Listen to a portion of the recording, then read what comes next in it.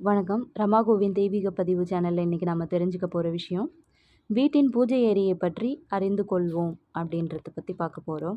பூஜை அறையை குப்பைகள் இல்லாமல் சுத்தமாக வைத்திருக்கணும். அறையின் சுவரில் நிறம் வெள்ளை, மஞ்சள் அல்லது நீல நிறத்தில் இருக்க வேண்டும். பூஜை அறை வடக்கில், வடகிழக்கில் அல்லது கிழக்கில் இருப்பதும் உத்தமம். பூஜை பாத்திரங்களை எப்பொழுதும் வியாழக்கிழமையன்றே சுத்தம் செய்திட வேண்டும்.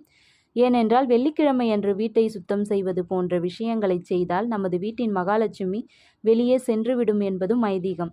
அசைவம் சாப்பிடும் நாட்களில் முகம், கை, கால் கழுவிக்கொண்டு தீபம் ஏற்றலாம். ஆனால் சைவ கடவுளை குலதெய்வமாக கொண்டவர்கள் இவ்வாறு செய்தல் கூடாது. வீட்டில் எப்பொழுதும் எதிர்மறை சக்தியை உணர்பவர்கள் பிரம்ம முகூர்த்தத்தில் தீபம் ஏற்றுவதை வழக்கமாக கொள்ளலாம். அதுபோல தினமும் காலை வேளையில் குளித்துவிட்டு முதலில் தீபம் ஏற்றி பூஜை செய்து அடுத்த வேலைகளை துவங்குவது என்பது குடும்பத்திற்கு அதிக நன்மையை அளிக்கும். தினமும் விளக்கு ஏற்றும் பொழுது விளக்கின் திரிகளை மாற்றிக்கொள்ளலாம் அல்லது 2 நாட்களுக்கு ஒரு முறையாவது மாற்றிக்கொள்ளலாம். பழைய திரிகளை ஒன்றாக சேர்த்து வைத்து ஞாயிற்றுக்கிழமை தோறும் வீட்டில் உள்ளவர்களுக்கு சுற்றி போடும் பொழுது அந்த கற்பூரத்தில் இந்த திரிகளையும் சேர்த்து எரித்துவிட்டால் திருஷ்டி கழிந்தது என்றும் அர்த்தமாகும். மாலையில் வீட்டில் விளக்கு ஏற்றுவதற்கு முன் தானம் செய்து விடுங்கள். விளக்கு ஏற்றிய பிறகு தானம் செய்யாதீர்கள். பூஜை அறையில் மற்றும் வீட்டில் தெய்வ படங்களை கிழக்கு நோக்கி வைக்க வேண்டும்.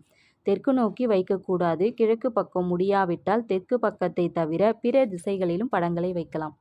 பூஜை செய்பவர் தெற்கு, தென்கிழக்கு, தென்மேற்கு ஆகிய திசைகளை பார்த்து கொண்டு உட்கார்ந்து பூஜை செய்யக்கூடாது. வடக்கு திசையை பார்த்தவாறு அமர்ந்து வணங்கலாம். பூஜை செய்யும் போது கடவுள் உருவங்களின் பாதம், முகத்தை பூக்களால் மறைத்துவிடக்கூடாது. முகமும் பாதமும் திறந்த நிலையில் இருக்க வேண்டும். செல்வத்திற்குரிய தெய்வங்களான வெங்கடாஜலபதி, லட்சுமி, குபேரன் ஆகியோரது படங்களை வீட்டின் வெளிப்புறம் பார்த்து இருக்குமாறு மாட்டக்கூடாது. தென்கிழக்கு மூலையில் குத்துவிளக்கு வைத்து தீபம் ஏற்ற வேண்டும். விளக்கில் ஜோதி எரியும் இடத்தில் மஞ்சள் குங்குமம் வைக்கக்கூடாது. முக்கியமான குறிப்பு: பூஜை அறையில் இறந்தவர்களின் புகைப்படங்களை கட்டாயமாக வைக்கக்கூடாது. நன்றி.